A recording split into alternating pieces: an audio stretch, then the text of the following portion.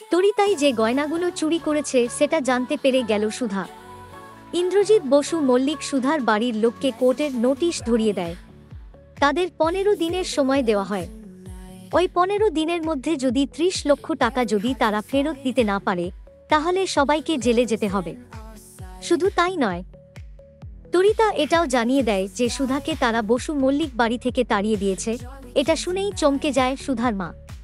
তারা ফোন লাগায় সুধা ও ঝিনুককে, কিন্তু তারা এদিকে পুজোতে ব্যস্ত থাকায় তাদের ফোনে পায় না তারা। ওদিকে সুধার জেঠিমা থেকে শুরু করে বৌদি সবাই সুধার মাকে অপমান করতে থাকে। অপমান সহ্য করতে না পেরে সুধার মা ঘরে ঢুকে দরজা বন্ধ করে দেয়। এদিকে চিরকুট সমুদ্রের হাতে সুধাকে একটা চিঠি দিয়ে পাঠায়। সেটা পরেই সুধা জানতে পারে তরিতার তার গয়নাগুলো চুরি করার কথা। সেটা পরেই চমকে যায় সুধা। কিন্তু সেই সময় ঝিনুকের ফোনে বাড়ি থেকে কল আসে। ঝিনুক কলটা ধরেই চমকে যায়। এদিকে আগামীতে দেখতে পাই যে সুধা তেজ তার মায়ের বাড়িতে যায়। সাথে তেজও যায়, কিন্তু মনে হয় সে লুকিয়ে থাকে। এদিকে সাংবাদিকেরাও এসে হাজির হয় এবং তারা সুধাকে প্রশ্ন করে তাকে কেন বসু মল্লিক বাড়ি থেকে বের করে দেওয়া হয়েছে। সুধা কি বলবে বুঝতে পারে না।